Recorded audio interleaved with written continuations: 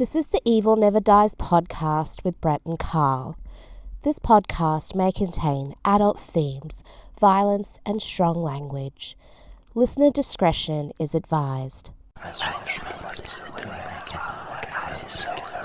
Evil Never Dies podcast.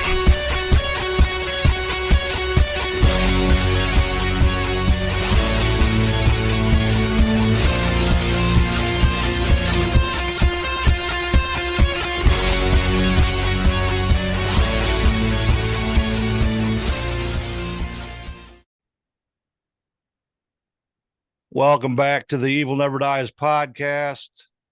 I'm Brett here with Carl. What's going on, man? It is going on. It's going on. I have been working out all day today. I was out, walked 6 miles in the 100-degree heat, worked in the garage. So my face looks a little red. I think that's why, or it could be my red Evil Never Dies shirt. I don't really know. Maybe a combination of both. Probably both, yeah. You do look a little burnt. I might have been. I walked all the way from, you know where my spot is where I walk. I walked all the way to the Riverside Drive Bridge at Trinity River. Really? Yeah. And back. Yeah, that's a good 3 miles there and back. So yeah, I think I have 195 active minutes today, whatever that amounts to. That's over what? Almost 3 hours. Wow. In the 106-degree heat. Got to get back in shape, man. My cholesterol was a little high. I had all my doctor results. That's the only thing that was bad. Triglycerides were a little high and cholesterol was a little high. So got to get rid of this stomach. You know, I've kind of not been working out because of that surgery, but it's all healed now. So I got to get back going, dude. Yep. Well, all the power to you, brother. Yeah. Well, starting in September, I'm going to be working in that haunt. I don't know exactly when because I sort of have a routine on Saturdays now. So it might be in the afternoon. It might be at night. I don't really know, but I'm about to get back there. Yeah. And plus, if it's too hot, man, shit.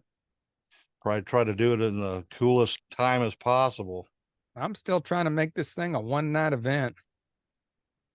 My nephew and his buddy Stanley are both fully committed to 2 nights, though. So, well, that's cool. Me, I don't know. Well, you're going. I thought. Oh, yeah, that's Sunday. You're going, unless you decide last minute you're going to go see Kiss, which is possible because Bob might take me. So I don't know. Yeah, that's what you're saying. Yeah, we'll see how the Friday goes. I don't know how many actors we're going to have for it. I don't know. I'm not committing to anything. I'll be there Saturday and I'll have it built and ready. And that's that. We'll throw her on Friday. I'll just guess I'll just run the show. You might have to, dude. You can run it. You're haunt manager now anyway, remember? That's fine, man. I don't care. That's fine. I can handle it. I'm not good at doing anything solo. I suck at midweek episodes. We get no viewership. Oh, shut up. You do fine. I'm being serious. Before we start, do definitely want to put a remembrance to Bray Wyatt, aka Wyndham Rotundo, who passed away this week. Yeah, for sure. And Terry Funk. Terry Funk. Well, Terry Funk, I love Terry Funk, but he was a 79-year-old man who'd been in bad health. Bray was a young man that I know that we were expecting to be back in wrestling at any moment, and now he's gone. Well, didn't you say he was out since like February from wrestling? Yeah, he has been. Like, I guess he had a heart attack or something is why he was out. They don't know what happened to him. This is all speculation at this point. So I wouldn't listen to anything that people are throwing out there. Yeah, that's true. So, you never know. And again, today we lost Bob Barker, and Bob Barker was 99 years old. I mean, I'm sorry that he died, but God, you know. And we lost the original guitarist from Whitesnake too. I didn't see that one. Which one? Yeah. What's his name? Let's see here. Had it on the tip of my tongue. Bernie Marsden. Bernie, okay. Sad to hear that. Yeah, he was 72, I think.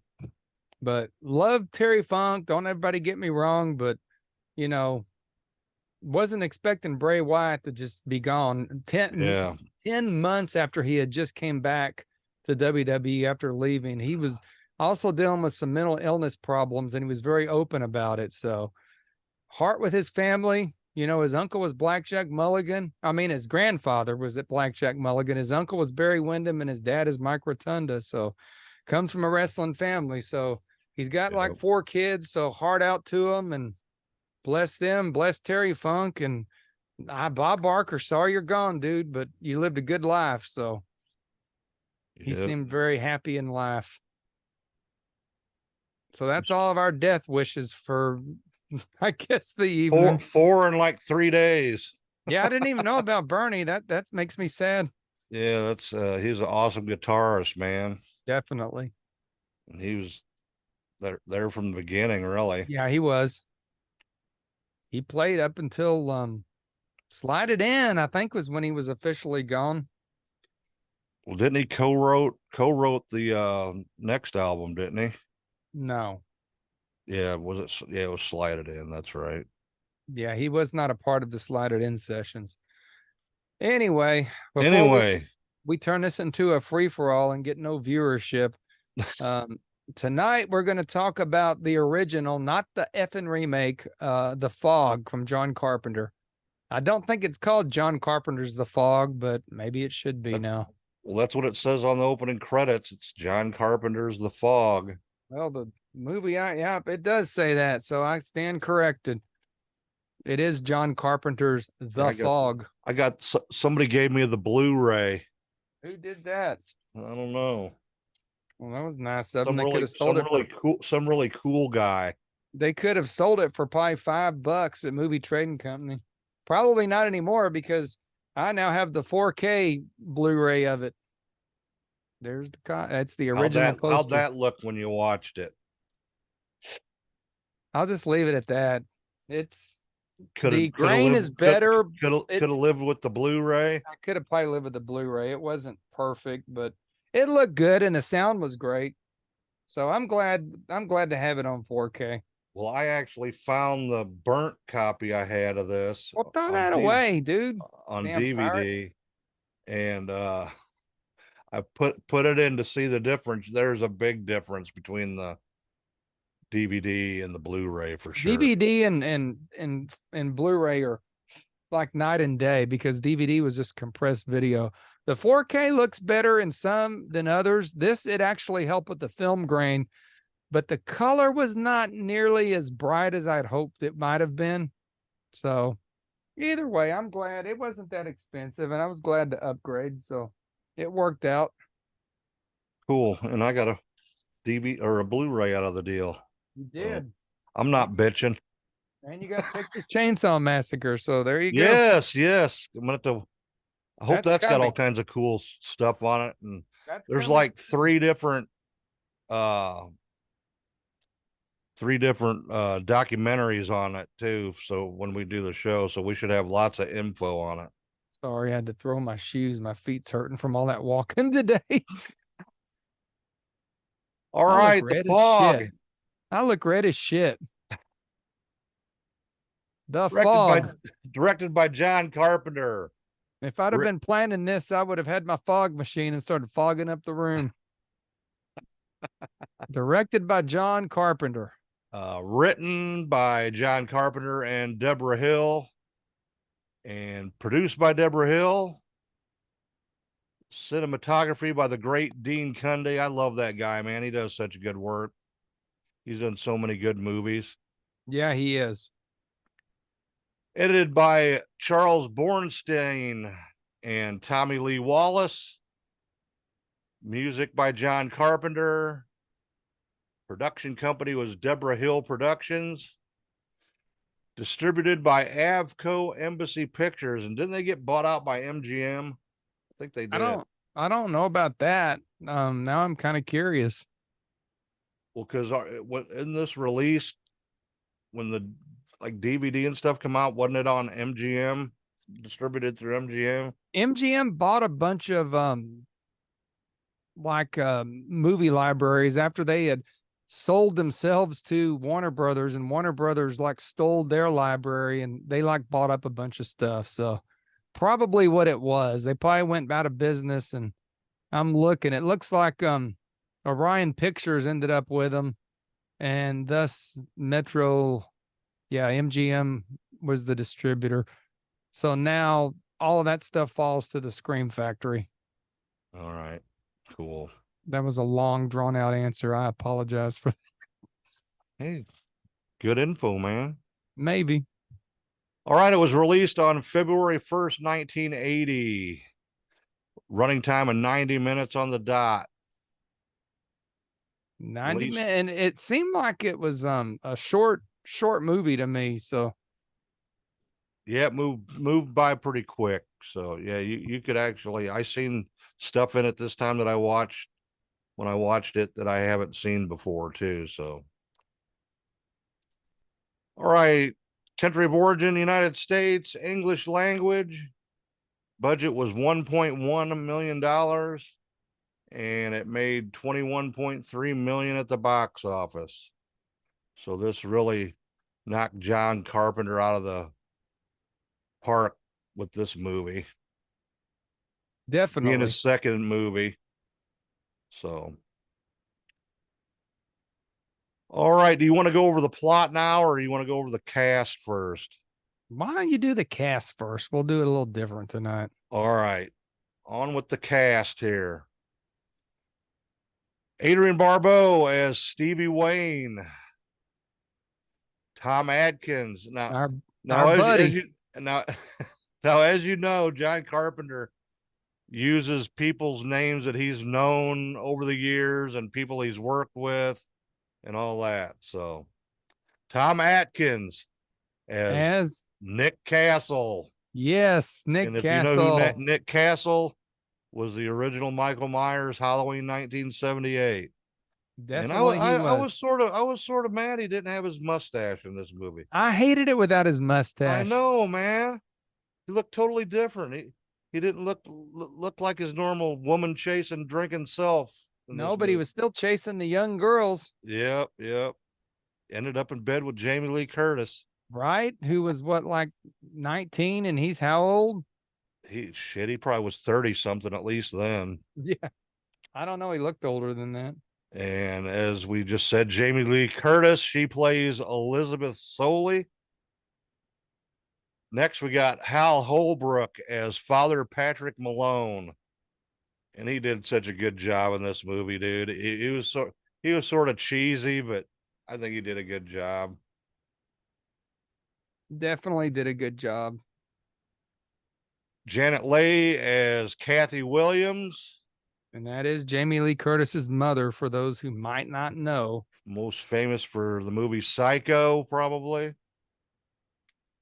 Nancy Loomis as Sandy Fidel. And you might know Nancy Loomis from Halloween 1978. Ty Mitchell as Andrew Andy Wayne, Stevie Wayne's son. I don't even know who the hell Stevie Wayne is. Adrian Barbeau. Huh? Adrian Barbeau is Stevie Wayne. Oh, her son. I thought you meant there was somebody named Stevie. I'm confused, dude. I'm totally confused. Next, we got Charles Cyphers as Dan O'Bannon, otherwise known as Dan the Weatherman. And Charles Cyphers was also in Halloween 1978 as Sheriff Brackett. Yes, he was. Next, we got James Canning as Dick Baxter. John Houseman as Mr. Machen.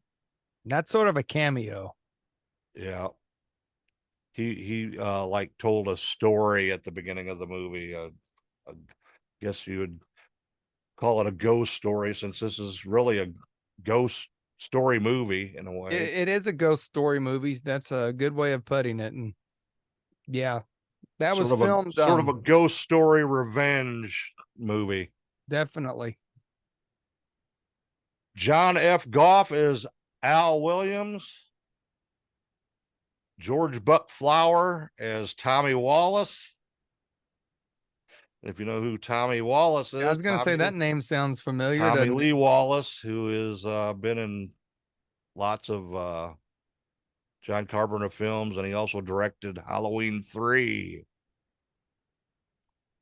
Regina Walden is Mrs. Cobritz.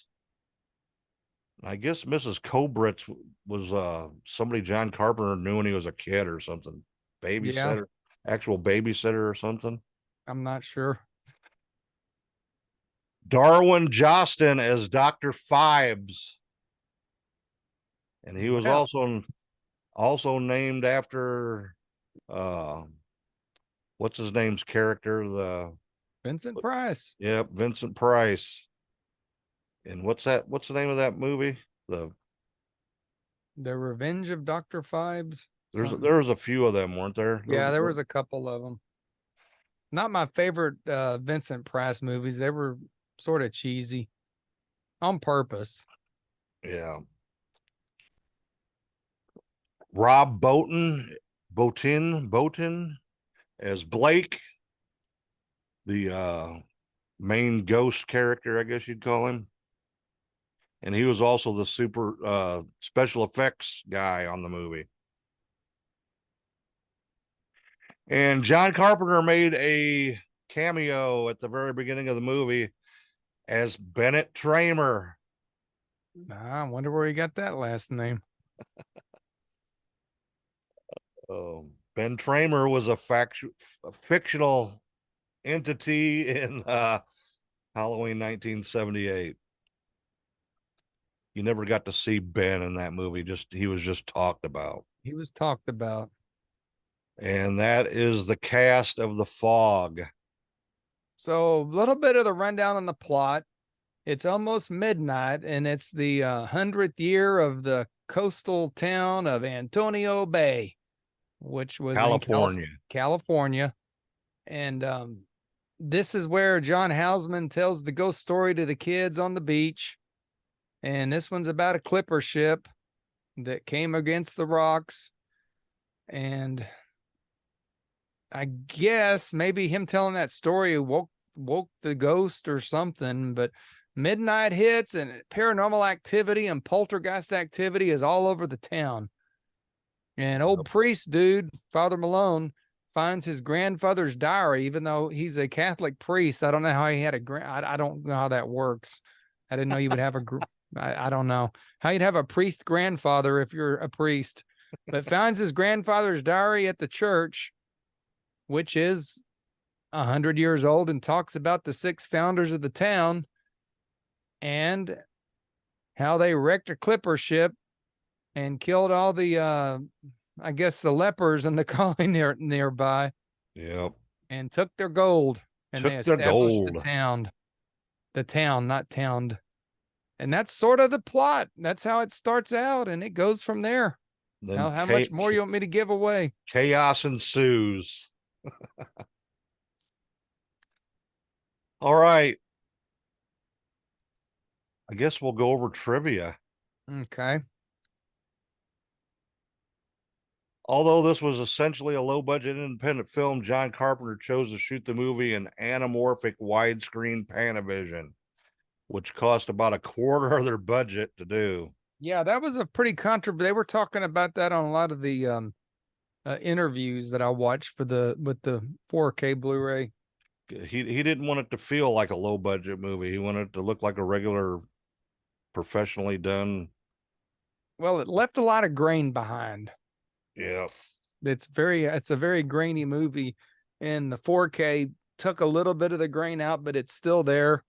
I don't know. I think he probably should not have filmed it that way, but that's my opinion. And the movie came out in 1980, so yeah, my opinion don't matter because that was a long time ago.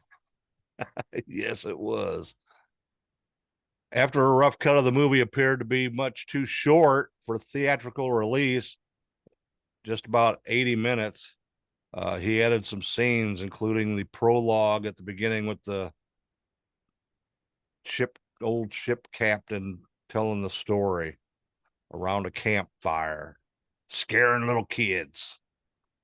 Scaring kids. Like I said earlier, Rob Bottin played the lead ghost Blake. Bottin asked for the job, and John Carpenter asked him, "Stand up for me, would you?" And guy was like, "Oh man, he's gonna tell me to get the hell out of here." And he ended up giving him the job because he was 6'5" and built like a brick shithouse. All right, jazz music was used for Stevie Wayne's radio station because the royalties were more affordable than rock music. It was awful. The music, I just watched this just before we started the podcast, and that music was awful on that radio station. I know. Didn't it seem louder too than It did. like the regular dialogue? It did. There was a lot of loud moments in this movie that just kind of came from nowhere. The lighthouse used is the Point Reyes Lighthouse in Marin County, California. And there's over 300 steps leading down to the lighthouse. Father Malone's assistant at the movie's beginning, Bennett, was played by John Carpenter, but was unaccredited. We already went over that. Let's see. Although this movie cost just over $1 million to make, Abco Embassy spent 3 times that amount on advertising and promotion. That's crazy, dude. Yeah. Well, That they was- thought, after Halloween, this was supposed to be Yeah. a huge deal. So, but they were on everything: TV, radio, print, and the studio even put fog machines in certain theaters lobbies to go off. That's old 50s kind of marketing tools. Yeah, they must have been pretty good ones because they were $350 each. Jeez. Got a damn Well, spider on let's my go over monitor Jamie Lee there. Curtis a little bit before you get any more trivia. So, Okay. he All was right. originally not even supposed to be in this movie. Yep.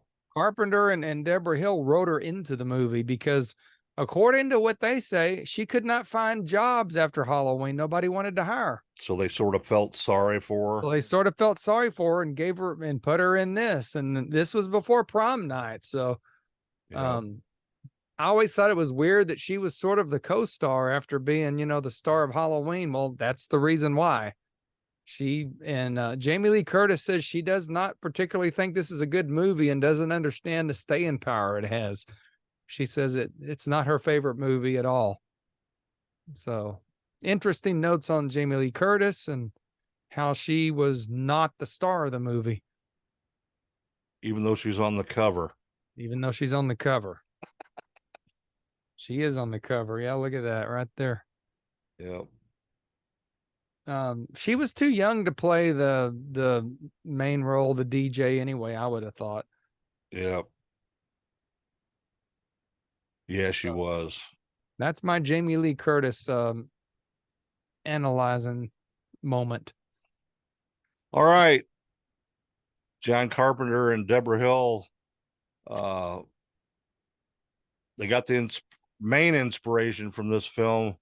They were over in England promoting I forget what movie it was. Maybe Precinct 13, I think. I think it was. And It was Precinct 13. I remember that. they were over there promoting it, and they went to go visit Stonehenge while they were there. Well, when they went to Stonehenge, I guess off in the distance, there was a big fog bank. And it looked like it was like breathing and shit, she said on the interview, is what Deborah Hill said. Well, I've always been interested in fog, but being here in the Dallas-Fort Worth area, we rarely get fog. But Yeah, I we know. do have the Trinity River will fog up on occasion. And there was one time when I had first started driving, I think, it was the worst fog we ever had. And I was over there driving by the river, and it was just creepy the way that fog was coming off the Trinity. Always been fascinated with fog, and This movie always spooked me. We just don't get fog storms in the Dallas-Fort Worth area. No, like but it's too arid. Yeah, but we do get usually when we get fog, it's just a cloud, low cloud. It's not really fog. I don't consider that fog. Usually it's got rain mixed in with it. It does. Yeah. I consider fog like what this is. It comes off the water and real dense. Well, we used to get some good fog up in Illinois. Oh, I bet the sometimes Great you'd Lakes being up there. Sometimes you'd be driving and all of a sudden you would hit it and you couldn't see your hand in front of your face. I've driven it so bad where you could barely see the end of the hood of the car. Yeah, that's creepy stuff. Yeah, it's like, and you can't do nothing. You got to keep just going and hope nobody is in front of you. You run into them, or hope no ghosts are in front of you, or anybody runs into the back of you. Yeah. So at one point during the movie, Tom Atkins mentions Bodega Bay. There's a scene in the movie where they're walking on a dock, and that was actually in the town of Bodega Bay and the Birds at the restaurant. I caught that. That's when Tippi Hedren pulls into town and all hell breaks loose. Sort of funny because when Jamie Lee Curtis gets picked up hitchhiking, right after that, everything goes to shit. It sort of does, yeah. Well, I think it was after the kid found the sign, that everything went to shit. Well, no, the night before, when all the crazy stuff's gas pumping on its own. Yeah, but I think the kid found the sign before that. Remember, it was a gold coin, and then he picked it up and it was a wood sign, and he said he found it the day before. Okay. All right.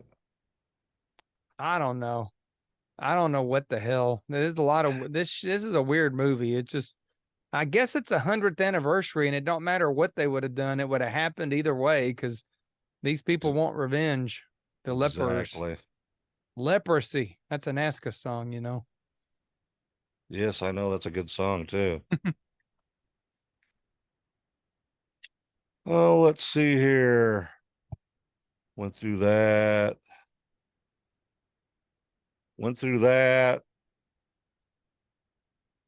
Oh yeah, Adrienne Barbeau. She was this was her first movie. She was married to John Carpenter at some point when they made this movie. Because they got together. He made some TV show, made for TV movie in like 1977 or something, right before Halloween. And they started dating then, and then they ended up getting married after Halloween was made. Well, I think he dated Debrahill at some point. Yeah, they were together too for a while. John Carpenter, just the gigolo here, I guess. And Adrienne Barbeau, she was also a member of the show Maude. Vaguely. I remember Maude, but I don't remember her in it. I remember her for being in the movie Swamp Thing, because it was supposed to be rated PG and there was a topless scene in it, and that got banned. That DVD got banned for years. Now it's coming out on 4K, the banned version and the regular version. And she was in Escape from New York too. I wasn't a fan of that movie. You didn't like Escape from New York? Oh, I love that movie, dude. We were talking at work the other day about John Carpenter, and honestly, there's a lot of John Carpenter movies I'm not real fond of. Oh, yeah. I think his best work was in the beginning. Yeah. What was it? Little China. I didn't like that movie at all. I didn't like it either. Sort of dumb. This movie was shot in 30 days. And they had a lot of locations they had to go to. And a lot of fog machines. A lot of fog. They had the cool fog machines too, dude. They had backpacks with it looked like a leaf blower. I seen on the special features.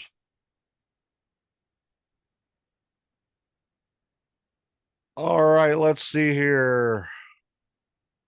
Janet Leigh is standing just outside the church door. There's an arc of fog at the top of the image. This was not intentional, but was actual fog on the lens. Oh, wow. They didn't catch it. That's crazy. When Andy sees the wood on the beach, the audience can see Goat Rock Beach in the background. This formation, part of the Sonoma Coast State Beach, were prominently seen in the background in the final scene of The Goonies also, though the shot was from the other direction. I like The Goonies. That was a good movie. I haven't seen it since the 80s, so I don't remember. You know, we talk a lot, just movies that we haven't seen in years, and we watch them for the show, and sometimes we like them, and sometimes we don't remember them fondly. With The Fog, I watched The Fog a lot, so when I watched it today, I already knew what I was getting into. So it was sort of, we've watched a lot of weird movies the last few episodes, and it was kind of fun to watch one that I knew what I was getting into without, well, I hadn't seen this in 20 years. I watch The Fog quite frequently. It's definitely on my list. So Yeah, that's me one reason too. why I got this 4K, because it'll be watched. Yep. Yep. Oh, I'll definitely watch it again for sure. Yeah, It's one of them once a year things, definitely once a year. I would agree. Every year. There was actually no blood at all in this movie. Not one drop of blood shown because Carpenter was trying to go for a PG rating. How dumb. He didn't achieve that. No, he did not. Maybe he should have. I don't know.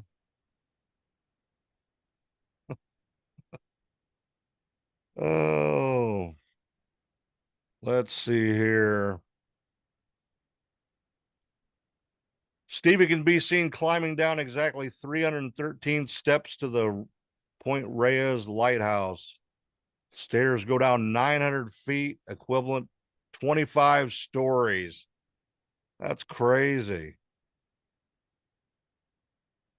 Yeah. If the winds reach over 40 miles per hour, you can't go up or down them or you'll get blown into the ocean. That's crazy. Very crazy.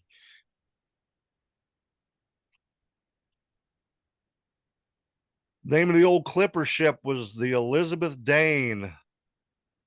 And what's the Well, the story name, behind that? while the names of the other boats seen in the picture were the Hyperio and the Lady Laura, and partially obscured but most telling Halloween. The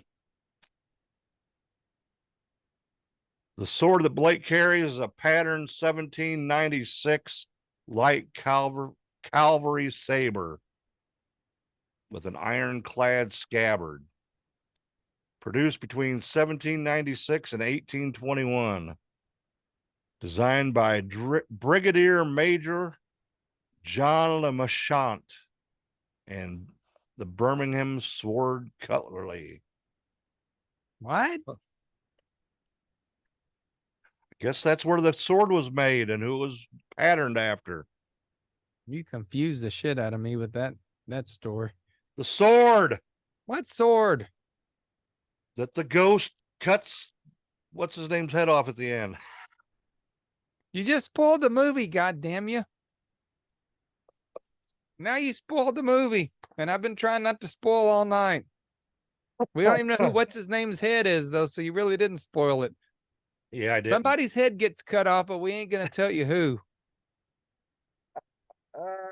I should know. I've got all these damn cut off heads around me. The bride. Shit. I have Smiley here, and I got this free floating skeleton. So yeah, we got lots of somebody's head gets cut off in this movie at the end, but I'm not going to tell you who. So no spoiler. Kurt Russell was offered the role of Nick Castle. Oh fuck! If he'd have been in it, this movie would have sucked. Yeah, it would have. Kurt Russell's—he's a terrible actor, and people get mad, but I just think he's a terrible actor. He's not good. I always said Tombstone would have been a better movie if they'd have had Kevin Costner as Wyatt Earp instead of Kurt Russell. That's just my thought. But he gets to bang Goldie Hawn, so I whatever. don't know if that's good or bad in this day and age. Oh, let's see here. 2 years later, Hal Holbrook and Adrienne Barbeau would again be cast together in Romero's Creep Show. They played husband and wife. I forgot that. Adrienne Barbeau's character was conceived as a female version of Clint Eastwood's character in Play Misty for Me, 1971. Who was also a late night DJ in San Francisco Bay Area. That's cool. That's sort of cool. Yeah. Filming in the fog caused bad issues with hair and makeup. I bet. No shit. Oh. I guess John Houseman's fake beard kept coming unglued. That's funny. So talking about him, as I think we mentioned briefly, he was part of a reshoot because once the movie was made, John Carpenter watched it and said, "This is terrible. We can't release this movie. It's terrible." So they go back and they did a bunch of reshoots, and the John Houseman role was part of the reshoots. Yep. And they added more of the ghost killing people, like the spoiler Brett gave of the dude cutting somebody's head off with a sword. So they made it more of a horror movie, and that's probably where they lost their PG-13 at that point. Yep. It was more probably of a suspense movie if you take away the actual killings, I guess. I don't know. But lots of reshoots, and Carpenter was happy with the final product, but not the initial. All right. This was the first of a 2-picture deal with Avco Embassy.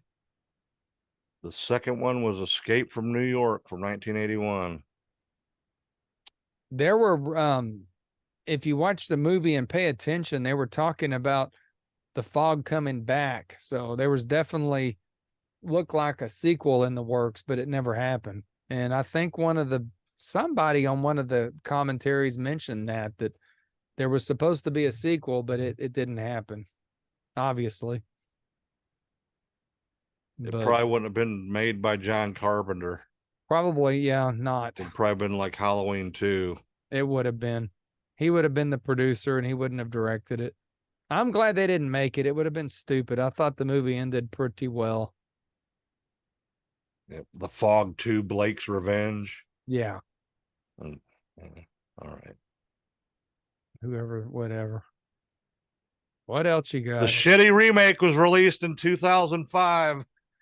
Shitty as shit could be. That is a massive turd. Yes, it is, man. That's got to be one of the worst remakes in the history of remakes, and there's been a lot of bad remakes out there.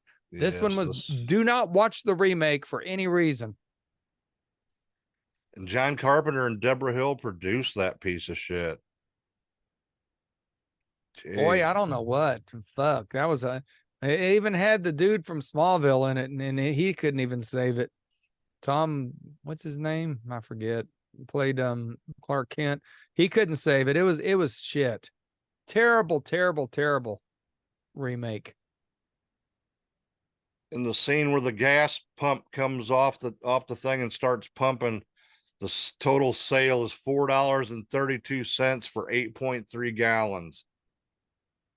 That makes gas 52.3 cents a gallon. Makes sense for 1980. Yeah. Actually, I think it was a little more in 1980. I think we were up to like, Well, that was during the whole gas crunch around that time. right after that. Yeah. Yeah, that would have been That's after. went nothing but up ever since. Yeah. Now California pays like $6 a gallon. Oh, well, they deserve it. What else you got? Oh, that's about it, really. There's a bunch of stuff we've already gone through. So, Well, the soundtrack. I have good love the news. soundtrack. The soundtrack is on Apple Music. I just actually downloaded it while I was watching the movie. It was a John Carpenter performed and composed soundtrack. It's to me, everybody stole John Carpenter's music in a lot of the 80s movies because Halloween, had the synthesizers Yeah. and This one did honestly, too. I think The Fog is one of the better soundtracks out there from this time period. Yes, I love the theme song for sure. I do too. I'm a big fan of Halloween 3 soundtrack as well. Yep. So I like John Carpenter's style of soundtracks and music, and I would say the Fog soundtrack is one of the better ones from the early 80s, late 70s. Of course, that sort of went out of flavor a few years, pretty soon after that, which is probably a good thing. A lot of retro was brought it back, like that. What was that? What's that show everybody watches on Netflix that I don't like? What show? That 80s show that them kids in it. Oh, I don't know. Oh, the Stranger Things. Stranger Things. You don't like Stranger Things? No, it's stupid. It's dumb. It's too much 80s. It's too 80s retro. It's fake. It just seems fake. But they have the whole synthesized score and shit. Yeah. But the Fog soundtrack is good, and I'm happy to say it is on Apple Music. If it's probably on Spotify, it's recommended, especially for for a good ambient background music. It's definitely worth taking a look at if you're into that kind of thing. Definitely spooky for sure. It is spooky. A lot of B major keys in the thing. It's good stuff. I like the score a lot, and I'm really happy to finally have it on. I could never find the CD of it, honestly. I'll have to download that myself. Bless Apple Music. It's the greatest thing ever invented. Yes, it is. It's well worth the $12 a month. I would pay 14 in a minute. So Apple, go ahead and jump the price. I don't care. No, don't. Well, shit, you buy one CD and you've already paid for it. Yeah, I know. I still buy CDs, as everybody knows, but a lot of shit's just not available on CD. So Apple Music is great. I'll actually sometimes go and buy it off of iTunes Store just to ensure that I have it forever, because if they pull it off Apple Music, you lose it. If you buy it, you own the rights to it, and they keep it on your playlist. That's a secret a lot of people don't know about. Yeah, because you've lost all kinds of stuff, haven't you?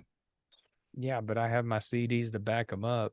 Yeah. Here lately, if I find something on Apple Music that's sort of obscure, I will go ahead and buy it on iTunes, so I'll keep it. Just sort of what I do. I wonder why they do that. I wonder why they just drop shit all of a sudden. They lose the rights. Huh. Like some label decides they're going to pull it from Apple, probably because Spotify gave them a better deal, or maybe the artist doesn't want it to be on streaming. There's different reasons. Happens a lot. I know Frontier Music, which does a lot of the 80s bands, current, when they put out new albums, they fall off of Apple a lot, which is weird. And then the CDs are like $50 on eBay soon after that. All right. Well, do you got anything else? I do not. I think we covered this as well as we can. We will just mention that came out in, I think, 2013 or 20. Yeah, they're on Scream Factory released it on Blu-ray. And this year or last year, it did come out on 4K. There was a steel book, but I've just got the standard. It actually is the original cover, the poster. The Blu-ray has all the weird Scream Factory artwork that they were doing in the around that period of time. Yep. Alternate artwork. Yep. Honestly, if you're gonna buy this, just go ahead and buy the Blu-ray. If you have a 4K player, you're not gonna notice a huge difference. So I'm gonna say get the Blu-ray and save yourself a couple dollars. It's hard to find this on streaming, honestly. I don't know where it is available. It's probably somewhere for Halloween time, but I will always push physical media, even though I'm a big streamer. This will never go away. So keep your physical media. Don't give it away. Don't sell it unless you replace it with a 4K like I did. Ha. All right, Carl. Then you got to get a PS5 so you can play these 4Ks. Okay, what? What are you going to rate this at? Fog. I still love the Fog. Like I said, I watch it yearly. Find it creepy. It's a hard watch because it's all dark and there's too much film grain. And I blame that on John Carpenter for the way he filmed it, but I won't hold that against it. Not my favorite movie, not my worst movie. Probably about my third. I don't even know what would be my second. It's definitely in my top 3 John Carpenter movies. I'm going to give The Fog a 3.75. Closer to 4. We'll make it a 3.85. Soundtrack gets a 4.5. Just give it a 4. No, it doesn't deserve a 4 completely. I can't give it a 4 completely, but it's a good movie. Unlike End of Days, I recommend The Fog, not the remake, the original. Everybody should watch this movie. If you've not seen it, you need to watch it. Yeah. It's definitely a must-watch movie. So I highly recommend it, but I can't give it a 4. Okay. Your turn. All right. Love this movie.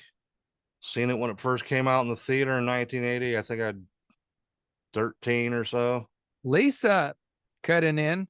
She saw it at the drive-through. Said it was the first movie she ever saw at the drive-in. Yeah, drive-through, drive-in. You know how much, the drive-through movie. And there was going around and seeing a scene. And it was with the movie called The Children, which she found on Paramount Plus or Peacock, and was going to watch that tonight and said it aged bad and she didn't watch it. So it was actually, that was the first movie she saw at a drive-in, drive-through, drive-up, whatever the fuck you call them things that I never went to, nor do I want to go to. You've never been to a drive-in? I have no interest in sitting in my goddamn car and watching a movie. Oh my God. Fuck really? That. Why would I want to sit in my car and watch a movie? No. Because it was awesome, dude. Dude, when I was a kid, they were all turning into X-rated movies by the time I got going to movie age. Yeah. Same here, but still. My parents. I always went to the drive-in when I was a kid, dude. When I was a little kid. I did not, because my mom and dad really didn't go to movies. My dad took me to movies once I got to the age I wanted to watch movies, but he didn't take me to a drive-in. So no, I'm not a drive-in person. There's one in downtown Fort Worth I've never been to, and I probably will never go to. Isn't it like a 4-screen or 3-screen or something that you got to listen to it on your radio? I think all of them are that way now. Yeah. I know people love it, and they're probably like calling me an asshole for shitting on it. Yeah, asshole, because I love the drive-in. I do not love it. I don't see the allure of it. I'm old now. I don't want to sit in my damn car. I'm sitting in my car enough during the COVID days and having to eat lunch and shit. So yeah, I will watch it on my big TV at home, or I'll go to the theater. And I'm going to the theater to see The Exorcist when it comes out. Yeah, we need to go, man, for sure, because I'm going to. Gonna have to the last Voyage of the Demeter has flopped out completely, and I did not get to see that at the theater, but it will probably be on Vudu within the next 2 weeks, so I'll watch that. Really? It's flopped already? It flopped bad. Really? They put it out at a bad time. It should never been released in August. They should put it out in September or closer to October. Yeah, for sure. Ooh, Closer to Halloween. My voice just. Well, anyway, I'm going to finish up rating this movie. Oh, no. Go for it. Like I said, it's close to my heart. Seeing it at the theater when it first came out. I think it still holds up today really good. It holds up well. Like I said, that film grain really bugs the fuck out of me, but that's okay. Yeah, but soundtrack, top notch. Top notch. I'm giving it a 4, man. Soundtrack, I'll give a 4.5. Soundtrack is good. You need to get on Apple and get that. And yeah, I'm gonna have to. So definitely. All right, brother. You got anything else to say about that? Is all I got. But from 1980. There was a novel written in 1980, and I'm sure we can't find it anymore. It actually added to the story. That's my last comment of the night. Yeah, there was a Halloween novel too that they wrote when it came out too. So that's worth like $750 now if you have it. Yeah, my legs are sore from all that walking. If you have the Halloween paperback, it's worth like. I do not. It's worth between $750 and like $1,000 now. So I used to have it. Well, damn you to hell! You should have kept it. It got thrown in when I moved out of the house. It got thrown in with all my mom's books, and who knows what happened to that. Somebody's probably got them $750 right now. So, all right, everybody, that's it for The Fog from 1980. Check us out on social media. Hit that like and subscribe button on the YouTube for sure. Leave us an Apple review or a YouTube review. And a YouTube review. Comment if you got a request for a movie that you want us to do, or even a midweek episode. Send us an email, evilneverdieспod@gmail.com. All right. Yeah, I was gonna say something. Oh yeah, join our Facebook group, the Evil Never Dies podcast, the Evil Ones, because that's how the Lizzie Borden show came about. Yep. So if you're not on Facebook, then maybe I'll start a next group. I don't know. Yeah, do that. Elon was saying to put all your podcast on X and you'll make money, so you need to look into that. We're on X. Well, apparently we can actually put the podcast on X now, according to Elon. I'll have to do that through audio, but can you do that on video? Dude, I have no idea. I just saw I'll have to look into it for sure. X okay. Tweet, whatever they call tweets now this morning. So look into it. Yes, I will for sure. For sure. All right, everybody. Thanks for watching, listening, and we will talk to you midweek. Stay evil, everybody. Good afternoon, evening, and morning. Bye-bye. John Carpenter's The Fog. This is KB Antonio Bay. Stevie Wayne here, and let me be the first to wish Antonio Bay a happy birthday. We're 100 years old today, and keep a watch out for that fog bank heading in from the east. 100 years ago, between midnight and 1, something unknown came out of the fog. Now it has returned. Oh, Jesus. 100 years ago, between midnight and 1, something unnatural came out of the fog. Now it has returned.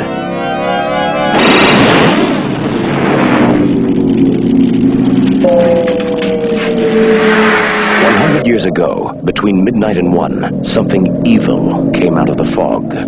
Now it has returned. Who's there? The fog. Antonio Bay has a curse on it. We're all cursed. There's no water getting here, but something awful cold, Pin. I think I'll go to Vancouver now.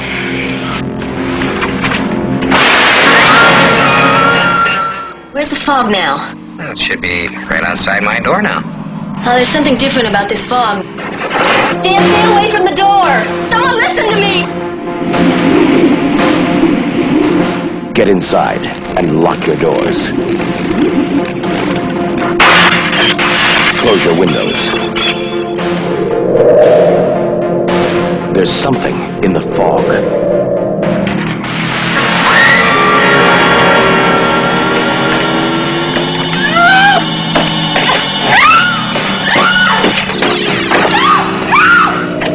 Stay away from the fog.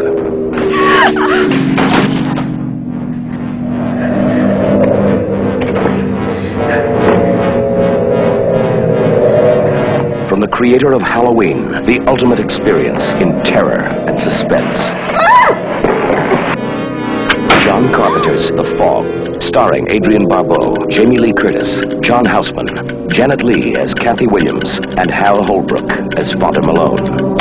The Fog. What you can't see won't hurt you. It will kill you. Between midnight and 1, it will find you.